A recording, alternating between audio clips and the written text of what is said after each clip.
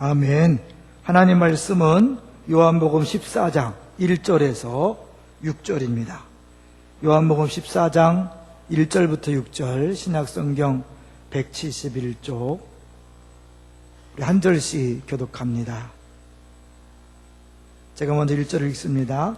너희는 마음에 근심하지 말라. 하나님을 믿으니 또 나를 믿으라.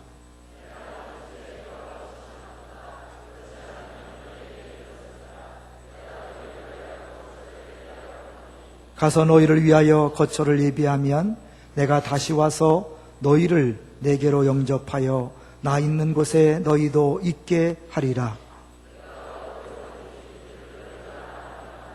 도마가 이르되 주여 주께서 어디로 가시는지 우리가 알지 못하거늘 그 길을 어찌 알겠사옵나이까.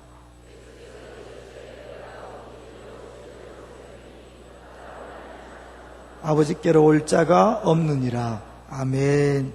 이번 주 우리 5절 말씀 같이 한번 보겠습니다. 화면으로 보시고요. 같이 한번 읽어봅니다. 시작. 사람의 모양으로 나타나사 자기를 낮추시고 죽기까지 복종하셨으니 그 십자가의 죽으심이라.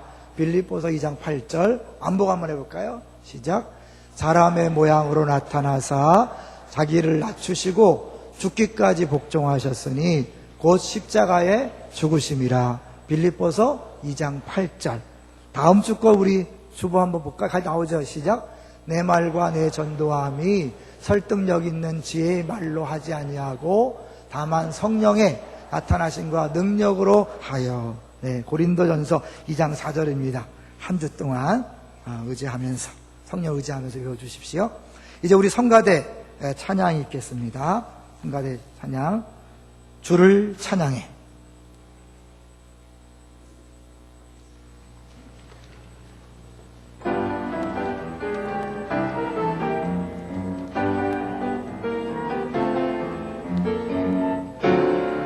할렐루야 그 성소에서 하나님 찬양 그 권능의 극장에서 하나님께 찬양.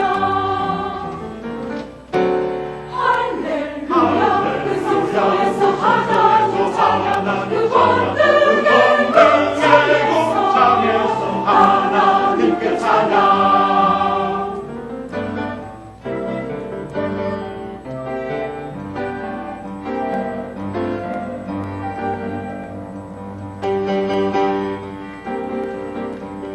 그의 능하신 행동을 인하여 찬양하며 그의 지극히 광대하신 인하여 찬양하며 그의 능하신 행동을 인하여 찬양하며 찬양하며 지극히 광대하신 찬양할지어다. 나팔 소리로 찬양해 찬양해 기파 깃발 소리로 찬양해 찬양해 소고 치며 찬양해 찬양해 소고 치며 춤추며 찬양하며 목소리로 춤추며 찬양하며 주께 찬양 주께 찬양 주께 찬양 주께 찬양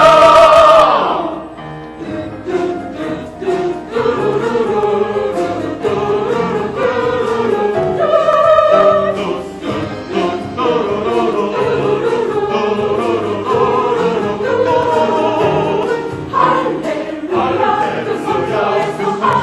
하나님 찬양 그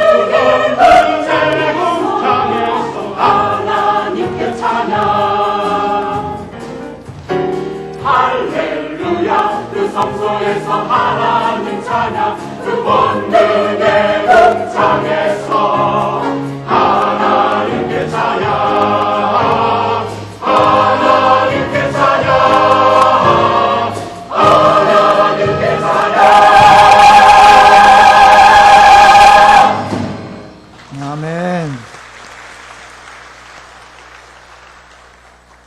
이제 우리 저를 잠시 주목해 주시기 바랍니다. 오늘 우리 교회 처음 나오셨거나 그동안 나오셨지만 미처 등록하지 못하셨다가 오늘 등록하기로 마음먹으신 분이 있다면 본인이랑 같이 오신 분이 오른손을 들어 잠깐 피해 주시면 잘 앉아 섬기겠습니다. 처음 나오신 분 있습니까? 그러면 주보 맨 뒷면에 교회 소식을 알려드리겠습니다. 먼저 6월 15일 날 성례식이 있습니다. 우리 학습 세례, 유아 세례, 입교 해당되시는 분들 본인들은 잘 몰라요. 중요성을 옆 사람들이 적극 권면해 주시면 감사하겠습니다. 우리 변성원 선교사님이 이제 오늘 날짜로 5월 30일자로 이제 선교사 사임하게 됐습니다. 나오셨는데요. 우리 개척 초기부터 쭉 이렇게 사역하시다가 이제 선교 사역을 하시려고 하다가 또 하나님 특별한 또 음성이 있어서 이제 다 그만두고 잠깐 이제 쉬기로 했습니다. 많이 기도해 주시면 감사하겠습니다. 우리 인사할 때 박수로 우리 격려하겠습니다. 감사합니다. 네, 많이 기도해 주십시오. 아브라함처럼 갈 바를 모르고 이제 시작하는데 많이 기도해 주십시오. 교육팀 주간 예배가 오늘 주일 오후 예배 시간에 있고요. 오늘 국수 제공시 드려지는 떡은 이광현 정정현 집사님 가정에서 장례 은혜 가운데 마치고 감사한 마음으로 섬깁니다. 맛있게 드시고 인사해 주십시오. 2단계, 4단계 마태 파티, 양화진 탐방, 리더 수양의 일정 잘 체크하시고 준비해 주십시오. 2014년도 VIP 초청 연도잔치가 한 주 앞으로 다가왔습니다. 이번 주에 마지막으로 패밀리별 마태 파티 및 초청장 전달하는 순서가 있는데요. 전도는 주님이 하시니까 우리는 심부름꾼으로 찾아가서 확인해 보는 거죠. 고구마 전도법을 보면 찔러보는 거예요. 안 익었으면 다음에 찌르면 되는 거예요. 내가 하는 게 아니라 나는 자꾸 확인하는 거죠. 한 주 동안 적극적으로 확인해 주시면 감사하겠습니다. 유년부 축구전정잔치 단란잔치는 지금 진행 중에 있습니다. 오른쪽 가보시면, 약간 오른쪽 보시면 분립개척 화성 목사 선정을 위한 투표 안내입니다. 우리 지역장 순장님들이 각 패밀리의 의견을 모아서 대표로 투표할 것입니다. 그래서 6월 8일 날 주일 순장님들, 6월 11일 날 수요 순장님들 투표를 통해서 결정하도록 하겠습니다. 월요 중보기도대 영역별로 교회팀을 나누어서 기도하려고 합니다. 많이 동참해 주십시오. 이제 우리 전도 VIP 조통 전도잔치 홍보 영상 잠깐 보겠습니다. 1855년 보스턴에 있는 마운트 버논 교회 안에 에드워드 킴볼이라는 주일학교 교사의 눈물 어린 기도가 울려 퍼졌습니다. 한 영혼을 천하보다 사랑하시는 주님, 저에게 맡겨주신 한 영혼을 위해 오늘도 기도합니다. 이 아이가 주님을 만나고 거듭난 삶을 살게 하시옵소서. 기도를 마친 킴볼은 학생이 일하는 구두방을 찾아가 예수 그리스도의 사랑을 전했습니다. 그날 킴볼의 진실한 나눔을 통해 하나님은 소년의 마음을 여셨고 구원의 감격을 맛보게 하셨습니다. 이 소년이 바로 100만 명을 전도한 19세기 최고의 복음 전도자 D.L. 무디였습니다. 훗날 무디는 영국에 전도 여행을 가서 프레드릭 마이어가 담임하는 교회에서 설교를 했습니다. 그 설교를 통해 마이어는 큰 도전을 받고 무디와 같은 순회 전도자가 되어 전 세계를 다니며 복음을 전했습니다. 몇 년 후 마이어는 미국의 무디 신학교에서 강의를 하게 되었습니다. 그 강의를 통해 한 청년이 하나님께 온전히 헌신하게 되었는데 그가 바로 미국의 유명한 부흥사로 한국에 와서 100만인 구령운동에 불을 지핀 윌버 제프만이었습니다. 제프만이 각지를 다니며 복음전도 캠페인을 할 때 옆에서 제프만을 도우며 목회를 배우고 영향을 받았던 메이저리그 야구 선수 출신의 청년이 있었습니다. 그가 바로 90만 명 이상이 회심했던 20세기 초 미국 대부흥의 주역인 빌리 선데이입니다. 1924년 빌리 선데이 집회에서 감동을 받은 한 기독교 모임에서 도시 복음화를 위한 기도를 시작했습니다. 5년 후 그들은 모르드게 해밀하는 전도자를 초청해 부흥회를 열었는데 그때 16살의 한 소년이 자신의 삶을 주님께 헌신하기로 결정했습니다. 그 소년이 바로 역사상 가장 탁월한 복음 전도자로 수백만 명을 주님께 인도한 빌리 그레함입니다.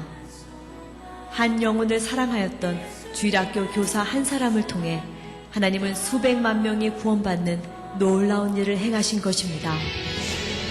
오늘도 하나님은 한 영혼을 사랑하는 한 사람, 한 영혼을 위해 눈물로 기도하는 한 사람, 그리고 한 영혼에게 생명의 복음을 전하는 한 사람을 찾고 계십니다. 오늘 우리가 이 자리에서 그 한 사람이 되기로 순종할 때 우리는 보게 될 것입니다. 주여, 나 한 사람을 통해 온 땅이 변화되는 역사를 보게 하시옵소서.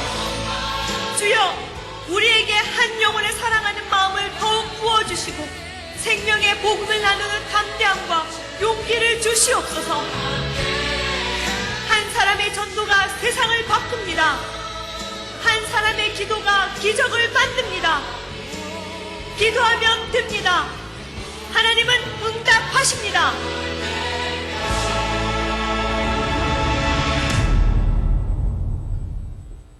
네, 감사합니다.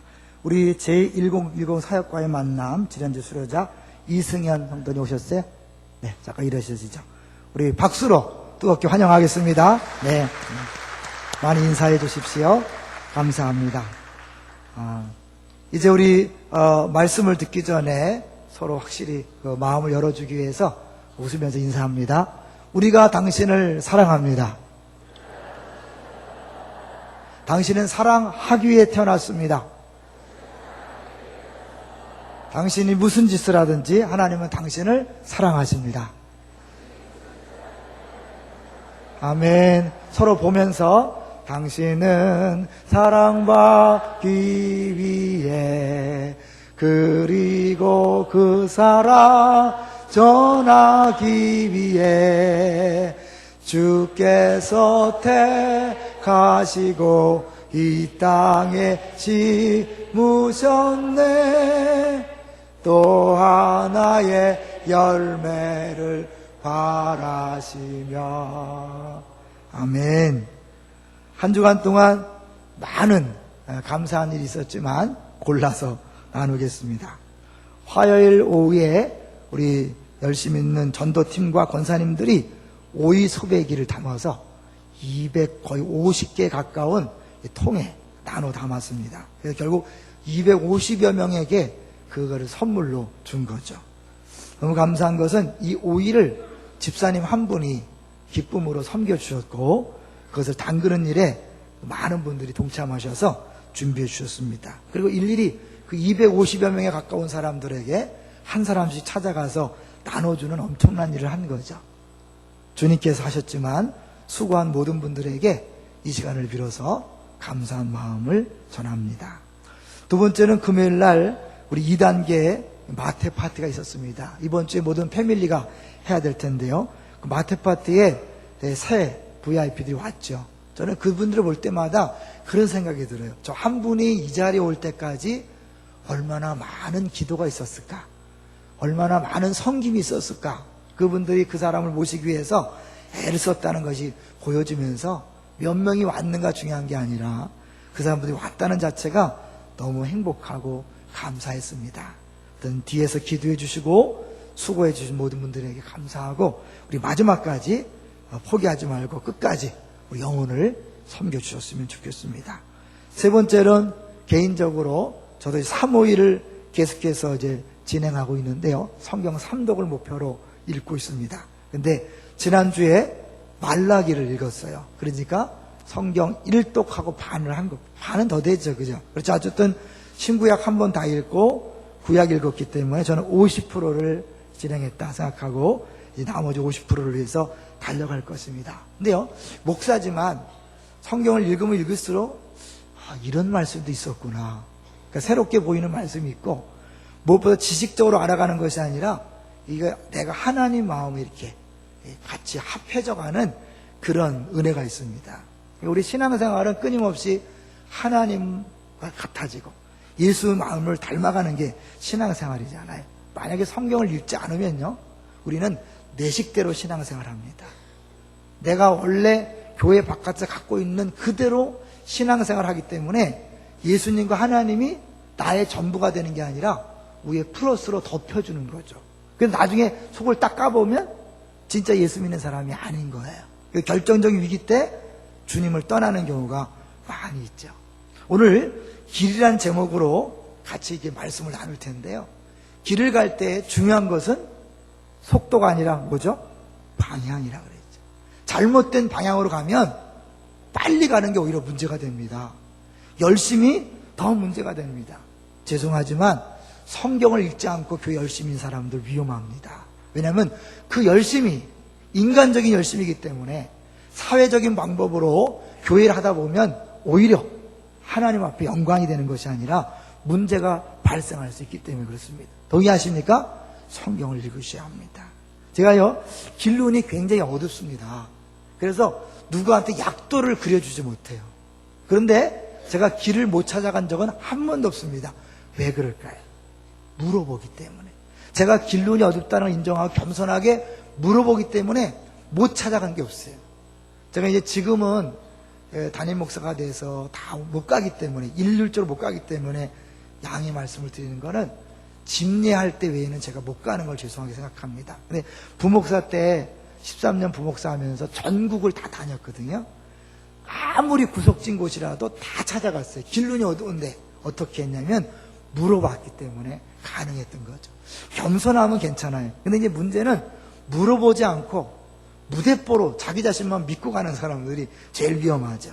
근데 그래서 우리 모두를 위해서 내비게이션이라는 게 나와서 정말 감사한 것 같아요. 저도 아주 내비게이션 나온 다음에 아주 박수를 쳤어요. 왜? 저같이 길눈 얻은 사람한테 너무 딱이거든요. 근데 이 내비게이션을 사용을 잘못하면 문제가 있습니다. 제가 한 번은 화촌을 가야 되는데 화천이라고 입력을 했어요. 그러니까 이상하게 딴 길로 막 가는 거예요. 그래서 보던 길이 아닌데 이상하다. 그러면 한쪽에 내비가 알아서 하겠지. 지름길인가? 그러고 왔어요. 나중에 가서 보니까 화천이었어요. 그래서 거꾸로 돌아오라고 얼마나 고생했는지 몰라요. 누가 문제죠? 내비가 문제가 아니에요. 내가 문제인 거예요.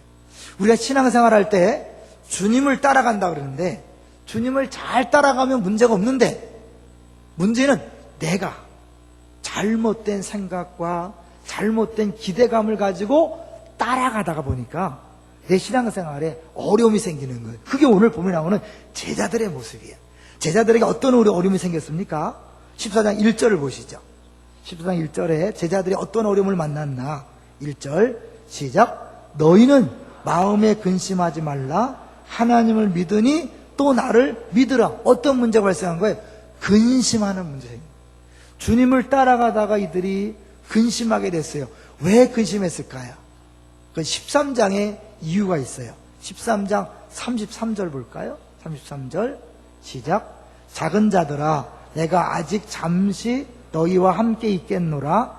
13장 33절 다시 읽습니다. 같이 시작. 작은 자들아 내가 아직 잠시 너희와 함께 있겠노라. 너희가 나를 찾을 것이나 일찍이 내가 유대인들에게 너희는 내가 가는 곳에 올 수 없다고 말한 것과 같이 지금 너희에게도 이르노라. 주님이 이제 제자들을 떠나서 이들이 갈 수 없는 곳에 가겠다고 말씀한 거예요. 그러니까 예수님이 갑자기 떠난다는 말씀을 듣고 당황한 거예요. 여기 근심이라는 단어를 원어적으로 보면 걱정보다는 당황했다는 거예요. 근데 사실 예수님이 제자들 떠난다는 말은 오래전부터 계속해서 했거든요. 그런데 이들이 처음 듣는 것처럼 당황한 이유가 뭘까요? 예수님을 따라가면서 자기 생각과 기대감을 가지고 따라간 거예요. 그러다 보니까 어떻게 해요? 예수님 말씀하신 걸 골라서 들어요. 여러분 기억하세요?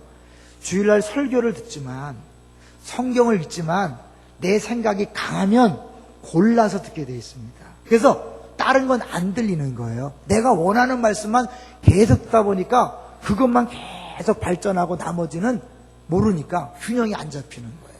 제자들이요, 예수님 십자가에 죽으시고 부활할 것을 계속 말씀했는데 그들이 그것은 안 들었던 거예요. 그리고 언젠가 뭔가 한 가닥 할 것이다, 뭔가 멋진 게 있을 것이다 라고 기대감을 따라다니는데 실제로 예수님이 오병이어로 5천 명을 먹이는 기적을 행했어요. 죽은 나사를 살리는 엄청난 기적을 행했어요. 그리고 좀 전에 예루살렘 입성할 때 사람들이 호산나 호산나 주의 이름으로 오시는 이여 찬송하리로다. 그러니까 막 열렬히 환영했어요. 그러니까 뭐예요? 됐다, 이제 때가 왔다 느꼈는데 갑자기 예수님이 나 이제 죽으러 간다, 십자가를 지러 간다 라고 하니까 당황한 거예요. 예수님은 원래부터 그렇게 말씀했지만 제자들이 다른 마음, 다른 생각, 다른 기대를 가졌기 때문에 문제가 발생한 거예요. 자, 여기서 여러분이 묻습니다. 여러분 신앙생활 하다가 소위 말하는 왜 시험에 드시죠? 왜 낙심이 됐죠? 왜 좌절하고 신앙생활에 힘을 잃었습니까? 내가 생각했던 대로 상황이 돌아가지 않으니까. 내가 기대했던 대로 우리 집이, 직장이, 사업장이, 자녀가 돌아가지 않으니까 당황하고 근심하고 걱정하는 거 아니에요? 그렇죠? 나는 예수 믿으면 모든 문제가 술술술 잘 풀릴 줄 알았어. 승승장구할 줄 알았어요. 봐라! 예수 믿었더니 이렇게 됐다라고 말할 수 있을 줄 알았어요. 웬걸요? 예수 믿었더니 어려움이 더 많죠. 왜요? 거짓말 못하지요. 정직해야 되지요. 남 속일 수 없지요. 그러다 보니까 어떻게 해요? 더 손해 많이 보고 어려울 수 있어요. 그럼 이게 뭔가? 근데 처음부터 예수님은요, 그 길을 말씀했다는 거 아세요? 너희 나를 따라오려거든 자기를 부인하고 자기 십자가를 지라 그랬고, 예수 믿는다는 건 뭐예요? 예수님을 주인으로 영접하는 거예요. 이제는 내 뜻은 없는 거예요. 믿습니까? 내 기대와 내 욕심과 야망은 없는 게 신앙생활이에요. 주님이 내게 주어지는 것을 감사함으로 받고 한 걸음 한 걸음 가는 게 신앙생활입니다. 믿습니까? 근데 그 주님이 어떤 주님이에요? 이 세상에서 모든 문제를 다 해결할 수 있는 전능하신 분이라는 거예요. 그래서 예수님 말씀하는 거예요. 너희는 마음에 근심하지 말라. 누굴 믿으라? 하나님을 믿으니. 그러니까 하나님을 믿으라는 거죠. 근데 우리가 하나님 믿는데 문제가 있죠. 뭐예요? 하나님 눈에 보이지 않는다는 거예요. 그래서 때때로 우리가 어려운 일을 당했을 때, 이해가 안 되는 일을 당했을 때 왜 그렇습니까? 물어봐야 되는데 물어볼 수가 없다는 거예요. 주님이 안 보이니까 의지하기가 어렵고 그분을 붙잡기가 쉽지 않다는 거예요. 그래서 예수님이 오신 거예요. 안 보이신 하나님을 우리에게 보여주기 위해서 눈에 보이는 사람의 모습으로 나타나서 하나님이 어떤 분인가를 보여준 거예요. 그게 오병이의 기적으로, 나사로를 살리는 기적으로, 풍랑이를 걸어가는 기적으로, 풍랑을 잠잠케 하는 기적으로 보여줘서 뭐예요? 우리가 믿는 하나님은 눈에 보이는 모든 현상들을 다 마음대로 좌지우지할 수 있는 분이다. 할렐루야! 그 하나님을 믿으라. 그 하나님을 못 믿겠으면 나를 통하여 믿으라, 그런 거죠. 그러니까 어떻게 해요? 지금 우리 눈에 보이는 현상들이 비록 내가 생각하는 것보다 가난하고 병들고 사업이 풀리지 않고 문제가 풀리지 않아도 뭐예요? 그 모든 상황을 누가 주관하고 있다? 하나님이 주관하고 있다. 믿습니까? 하나님이 힘이 없어서, 능력이 없어서 어쩔 수 없이 그런 아픔과 고통을 준 것이 아니라 그 모든 것 뒤에는 하나님의 계획이 있다. 이걸 믿으라는 거예요. 하나님 여러분을 사랑하심을 믿습니까? 사랑하는 사람에게 가장 좋은 걸 주신다는 것도 믿습니까? 그렇다면 하나님이 우리를 사랑하시고 우리에게 가장 좋은 걸 주신다면 내게 주어진 모든 것들은 뭐예요? 좋은 거예요. 다만 내가 볼 때 안 좋게 볼 뿐이, 이상하게 볼 뿐이에요. 결국은 좋은 거예요. 믿습니까? 왜요? 우리가 하나님 믿는다는 게 그거예요. 내 생각과 내 뜻대로 된다면 그거는 나를 믿는 거죠. 하나님이 나를 사랑하시는데 나에게 가장 좋은 계획을 갖고 계시고 가장 좋은 길로 인도하신다. 그리고 그 결과로 나타난 것이 지금 내 가정에서, 직장에서, 사업장에서, 내 생활 속에서 나타나고 있다. 이것을 믿는 거예요. 근데 하나님은요, 그 정도만 책임지는 게 아니라 뭐예요? 죽은 다음에 다음 세상까지도 책임진다고 말씀하는 거예요. 2절을 보세요. 2절 시작. 내 아버지 집에 거할 곳이 많도다. 그렇지 않으면 너희에게 일렀으리라. 내가 너희를 위하여 거처를 예비하러 가노니. 아버지 집에 죽은 다음에까지도 멘션, 우리가 살 집을 준비해놨다는 거예요. 3절 시작. 가서 너희를 위하여 거처를 예비하면 내가 다시 와서 너희를 내게로 영접하여 나 있는 곳에 너희도 있게 하리라. 죽은 다음에 저 영원한 세계를 위해서도 이미 다 준비해 놓고 다 책임져 주시는데 이 땅의 삶 책임져 주셔요, 안 주셔요? 당연히 책임져 주시죠. 그러니까 왜? 너희는 먼저 그의 나라와 그 일을 구하라. 그리하면 이 모든 것을 너에게 더하시리라. 근데 우리는 그 뒤에 것을 너무 생각하다 보니까 왜 안 주죠? 더한다 그랬는데. 그럼 이게 먼저, 이거는 주님이 알아서 주는 거예요. 근데 이거에 너무 관심 있다 보니까 왜 안 주지? 그러면서 내가 시험에 들고 낙심을 자들하는 거예요. 아니요, 필요하면 주셔요. 믿습니까? 우리가 필요하면 주셔요. 가장 좋은 것, 필요한 것을 아시기 때문에 하나님은 적당한 때에 적당한 것을 주시는 거예요. 저는요, 말씀을 준비하다 그런 생각을 해봤어요. 어떻게 설명할까? 지금 이제 프로야구, 프로축구 이런 게 있잖아요. 근데 매번마다 100% 다 이기는 팀은 없죠. 그러니까 사실은 매번 승리하면 좋겠지만 매번 다 이기지 않아도 되잖아요. 왜요? 마지막에 전체 승률을 따져서 무승이 중요하지 지금 한 번 이기고 지는 게 중요하지 않잖아요. 이해되세요? 지금 내가 볼 때 승리, 패배, 축복, 고난 사실 이게 중요한 게 아니라 뭐예요? 마지막이 중요하잖아요. 그리고 더 영원한 마지막이 중요하잖아요. 이 모든 것들이 이미 다 준비되어 있고 주님이 책임진다고 지금 말씀하고 있는 거예요. 그러니까 뭐예요? 너희는 지금 눈에 보이는 지금 잠깐의 어려움 때문에 근심하지 말라. 나하고 잠깐 이별하는 거, 떠나는 거, 이것 때문에 근심하지 말라. 결국 너희들한테 뭐예요? 더 좋은 일이다. 믿습니까? 우리는 잘 몰라요. 우리는 좁은 소견 때문에 이것이 왜 주어졌는지 몰라요. 분명한 것은 하나님이 전능하신데 그 하나님이 우리를 사랑하신다는 거예요. 그것을 믿고 한 걸음 한 걸음 가시는 거예요. 저는 우리 변 목사님이 결단한 것을 잘했다고 칭찬하는 사람입니다. 물론 대책이 없어요. 이제 이 사임했기 때문에 더 이상 교회에서 사례도 안 나가고 보조도 끊어지고 그야말로 무일푼이 되는 거예요. 그렇지만 저는 잘했다고 그랬습니다. 왜요? 아닌데 끝까지 가는 건 잘못이거든요. 주님께서 아니라고 말씀하시면 멈춰서 안 가는 것, 그것이 신앙입니다. 그럼 나머지 어떡하죠? 나머지는 주님이 책임지십니다. 할렐루야! 어떻게 책임지실 건데요? 그건 주님이 하십니다.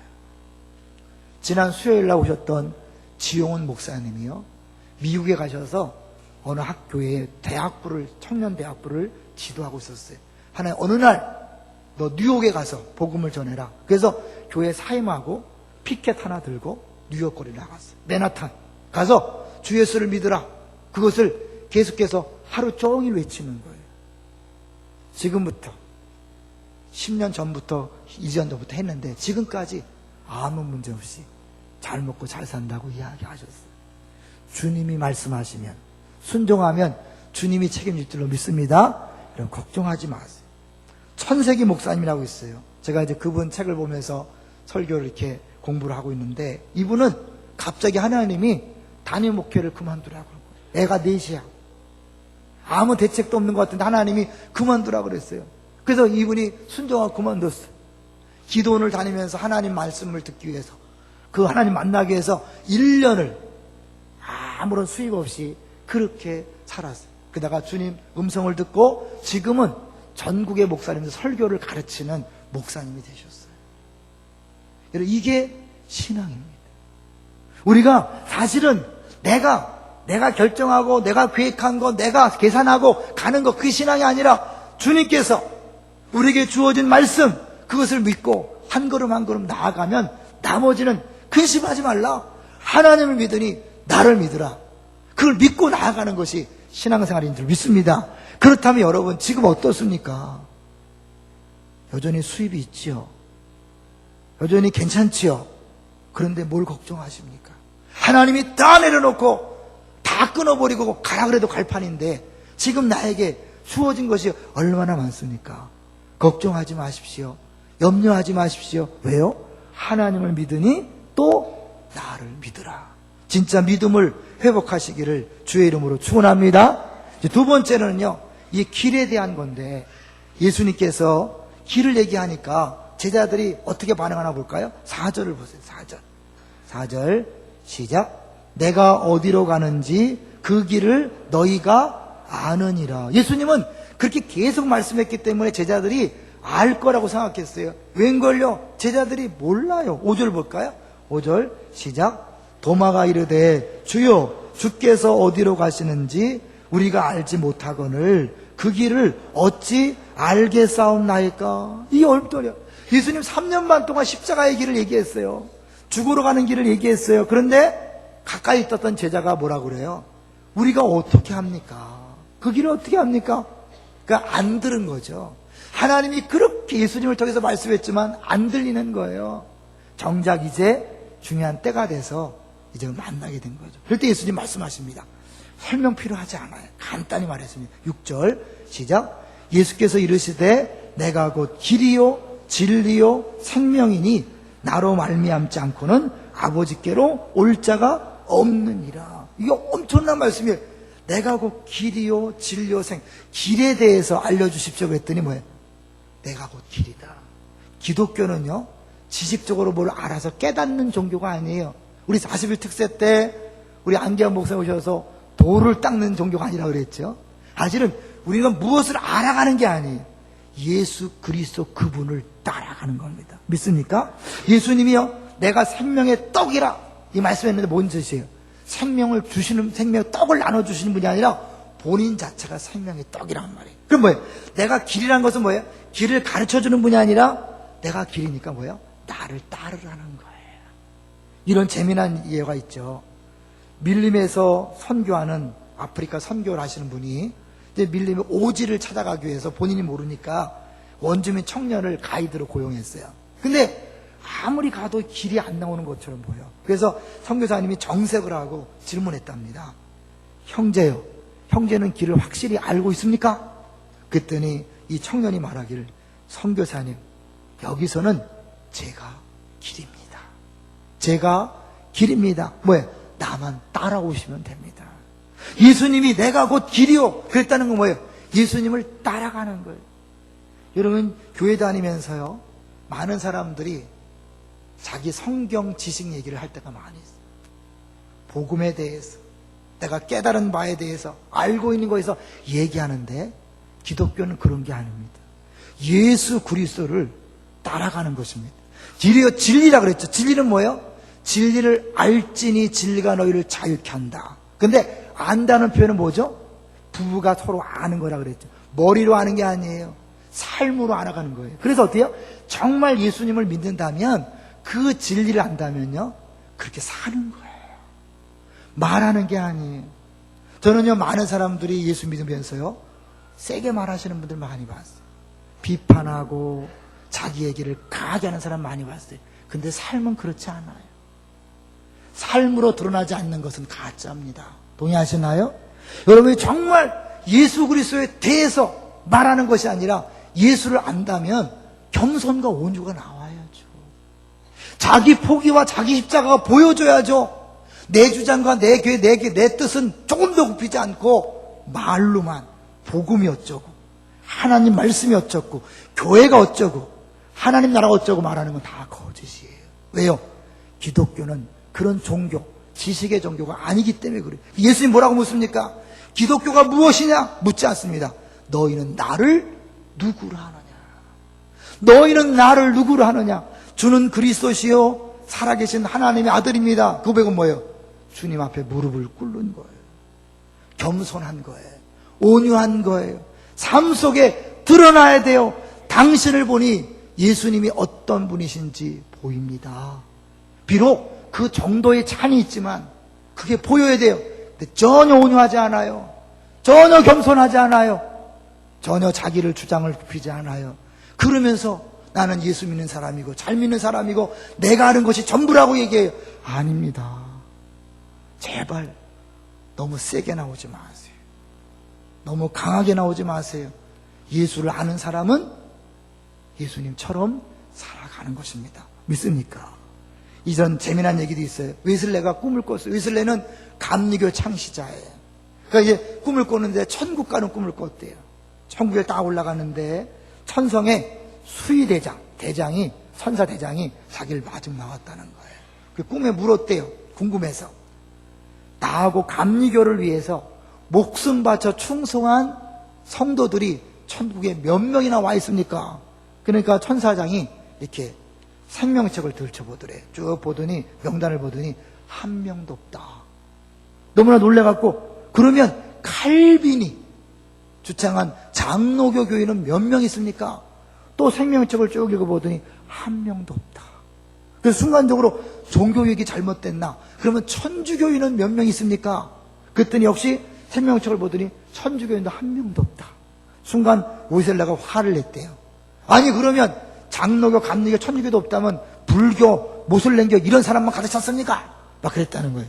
그랬을 때 천사가 말하기를, 하늘나라는 예수 그리스도를 구주로 믿고 십자가의 피로 죄 씻음 받은 그리스도인들로만 가득 차 있습니다. 뭘 얘기합니까? 교단이나 종파가 중요한 게 아니죠. 우리가 주장하는 그 교리가 중요한 게 아니라 진짜 예수를 그리스도로 믿는가? 그렇다면 그 예수 앞에 무릎을 꿇고 있는가? 예수님처럼 걸어가고 있는가? 십자가의 길을 걸어가고 있는가? 그렇지 않다면 그 말하는 것은 다 가짜일 수밖에 없는 거예요. 그게 바로 나는 길이요 진리요 생명입니다. 길에 대해서 말씀하시는 분이 아니라, 진리에 대해서 말씀하시는 분이 아니라, 생명에 대해서 말씀하는 분이 아니라, 그분이 길이고 그러니까 따라가야 되고, 그분이 진리고 그래서 그분을 내가 알아야 되고 만나야 되고, 그분의 생명이기 때문에 그분의 생명으로 살아가서 영생의 느낌이, 영생의 풍요가 내 가운데 느껴져야 되는 거죠. 기억하세요. 기독교를 일반 종교처럼 믿지 마세요. 일반 지식 종교처럼 그렇게 아는 것, 자랑하는 거 말하지 마세요. 삶으로 나타나야 합니다. 삶으로 나타나지 않는 기독교는 가짜입니다. 동의하시나요? 왜요? 예수님이 길이요 진리요 생명이기 때문입니다. 저는 그런 의미에서요, 다시 한번 얘기해주면 우리 변 목사님 지금 굉장히 어렵죠. 왜냐하면 사실은 10몇 년 동안 선교를 하겠다고 준비해왔고, 기도했고, 기도 부탁했고, 우리 교회에서 선교사 파송까지 다 약속했는데 그것을 그만둔다는 것은요, 그건 미친 짓을 할 수 있어요. 남들이 볼 때 어떻게 생각할까 얼굴이 뜨거울 수 있어요. 가족들의 반응 때문에 힘들 수 있어요. 그럼에도 불구하고 하나님께서 아니라고 말씀했기 때문에 과감히 내려놓는 거, 저는 그게 기독교인이라고 분명히 믿습니다. 그래서 제가 잘했다고 하는 거예요. 대책은 없지만 일단 뭐예요? 십자가를 지는 거예요. 주의 말씀에 순종하는 거예요. 그런 차원에서요, 우리 교회가 좋은 것은요, 우리 장로님 중에 한 명도 올해 말까지 시무하고 시무장로에서 내려놓겠다고 하신 분이 있어요. 한국교회가 뭐가 제일 어려운지 아세요? 장로님들이 당회에서 당회를 좌지우지하니까 담임 목사님들이 어떻게 하든지 장로님들 그 시무연한을 줄이려고 그렇게 난리치는 거예요. 아시잖아요. 교회마다 7년제 하는 게 뭔지 아세요? 그냥 너무 힘드니까 그렇게 하는 거예요. 저희 교회 그런 거 따로 없습니다. 장로님들 알아서 한다 그랬어요. 근데 우리 장로님 시무목 장로 된 지 몇 년 되지 않았는데 본인이 그 시무장로직을 기꺼이 내려놓고 목양장로만 하겠다고 그렇게 말씀했어요. 쉬운 게 아니에요. 다른 교회에서 있을 수 없는 일이에요. 저는 그 부분에서 너무 감사했고 대단하다. 우리 교회 목사님이 자기의 모든 걸 내려놨어요. 우리 장로님이 자기의 것들 내려놨어요. 여러분, 봉사하다가 은혜 받지 못한데 주님께서 아니라고 말씀하시는데 계속 할 필요는 없습니다. 주님이 아니라시면 멈추십시오. 가라면 가십시오. 예수 외에 그 어떤 것도 내가 붙잡을 필요가 없어요. 내가 길이요 진리요 생명이라면 그 길이신 주님, 진리신 주님, 생명이신 주님 외에는 다 어떤 것도 주께서 내려놓으라시면 내려놓을 수 있어야 돼요. 그럴 때 근심에서 벗어나는 겁니다. 우리가 왜 근심하고 걱정하죠? 내가 뭔가 붙들고 있는 거예요. 예수님 외에 다른 걸 붙들고 있으니까 생각이 복잡해지는 거예요. 걱정과 염려가 있는 거예요. 안 되면 어떡하나? 남들이 뭐라고 말할까? 죽으면 어떡하지? 예수 얘기했잖아요. 내가 이 세상뿐만 아니라 죽음 다음에 너희들을 위하여 맨션도 준비해놨다. 걱정하지 마라. 나만 따라오면 된다. 이게 신앙생활인 거예요. 근데 우리는 예수 외에 너무나 많은 것들을 갖고 있어요. 너무나 많은 것들을 붙잡고 있어요. 내 주의 때문에 주변 사람들 때문에, 가족 때문에, 환경 때문에, 주변 눈 때문에 어쩔 수 없이 그 자리를 지키고 그것을 붙잡고 있느라고 너무 힘든 거예요. 나도 힘들고 주변 사람도 힘들 것입니다. 여러분, 과감하게 내려놓으세요. 우리 변 목사님은 진짜 어려운 결단을 하시는 거예요. 우리 교회가 늘 얘기하는 게 자기를 부인하고 십자가를 지는 건데 정말 힘든 일을 작정하셨어요. 나는 여러분들이 이것을 보고 정말 삶 속에 자신에게 적용해 보셨으면 좋겠어요. 정말 나는 예수 외에 다른 그 무엇을 붙잡고 있는 것은 아닌가. 지금 제가 사진 공부를 그만뒀습니다. 왜냐하면 우리 가르친 선생님이 몽골 그 대학에 선교사로 가셨기 때문에. 그런데 지금도 잊지 않는 것 하나가 있다면, 사진을 찍을 때 가능하면 많은 걸 집어넣지 말고 가능하면 빼라는 거예요. 모든 예술 작품에서 완성품은 빼는 데 있다는 거예요. 우리는 자꾸 뭘 자꾸 덕지덕지 붙이려고 그래요. 예수 믿어도 자꾸 뭘 덕지덕지 붙이려고 그래요. 근데 진짜는 뭐예요? 빼는 거예요. 예수 외에, 오직 예수 외에는 다 빼는 거예요. 초신자 때는, 믿음이 어릴 때는 내가 예수 믿으면서 폼될 거 막 자랑했지만 예수 믿음에 대해서 뭐예요? 그게 아무것도 아닌 줄 알고 바울처럼 배설물로 여기는 거예요.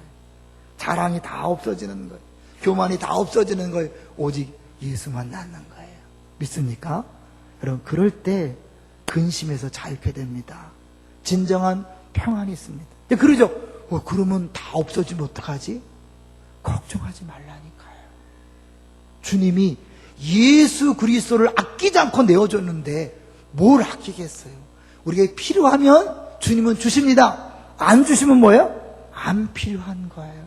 그거 없이도 살 수 있고, 없어야 건강하고, 없어야 행복하고, 없어야 신앙생활 잘하기 때문에, 없어야 예수를 닮기 때문에, 없어야 십자가를 지기 때문에 안 주시는 거예요. 그런 거 다 내려놓으세요. 예수만 붙잡고 예수만 따라가세요. 제가 설교를 마무리하면서 한 찬송을 같이 나누려고 합니다.